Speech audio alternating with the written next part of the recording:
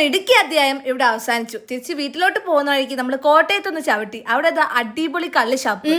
ആരും തെറ്റിദ്ധരിക്കണ്ട, കള്ള് ഷാപ്പിൽ കള്ള് മാത്രമല്ല നല്ല അടിപൊളി ഭക്ഷണം കിട്ടും. ഈ കാണുന്ന ലഗേജ് എല്ലാം തൂക്കിയിട്ടാണ് ഞങ്ങൾ 360 കിലോമീറ്റർ താണ്ടാൻ പോകുന്നത്. ലൈഫിൽ ഇന്നേ വരെ പന്നിയിറച്ചി തിന്നാത്ത ഞാൻ ആദ്യമായിട്ട് പന്നിയിറച്ചി തിന്ന്. കാരണം ഇടുക്കിക്കാര് കൂടെ ഉള്ളപ്പം അവർ പറഞ്ഞ കഴിക്കാതിരിക്കാൻ പറ്റുമോ? കാരണം ഇത് അവരുടെ മെയിൻ ഐറ്റം. വരെ ഞാൻ വിചാരിച്ചതെല്ലാം തെറ്റായിരുന്നു. ഞാൻ വിചാരിച്ചത് ചവർപ്പ് ടേസ്റ്റ് ആണ്, പക്ഷെ നമ്മളെ പോത്തിറച്ചിന്റെ അതേ കണക്കൊരു ടേസ്റ്റ് ആണ്. പിന്നെ നല്ല കപ്പ ബിരിയാണി ഉണ്ടായിരുന്നു, അത് കഴിച്ചു. പിന്നെ നമ്മളെ കപ്പയും ചെമ്മീനും ഉണ്ടായിരുന്നു, അതും കഴിച്ചു. എവിടെ തുടങ്ങണം എവിടെ അവസാനിപ്പിക്കണം എന്നറിയാതെ ഞാൻ കഴിച്ചു. മാസ് എൻട്രൻസ് കണ്ടവേക്കും വേറെ എന്തോ വലിയ കാര്യം ചെയ്തു വരിക, മട്ടമടാ തിന്നിറങ്ങി നടക്കുക. പോകുന്ന വഴിക്ക് ഞങ്ങൾ പറ്റാവുന്നിടത്തോളം ഞങ്ങൾ ചായയും കടികളും കഴിച്ചായിരുന്നു. അതൊന്നും വീഡിയോ എടുക്കാൻ പറ്റില്ല, കാരണം ക്ഷീണമായിരുന്നു. പിന്നെ രാത്രി 12 മണിയായപ്പോൾ കറക്റ്റ് ഞാൻ വീട്ടിലെത്തി. അത്രയും നേരം ഏത് വീട്ടുകാർ കാത്തിരിക്കും.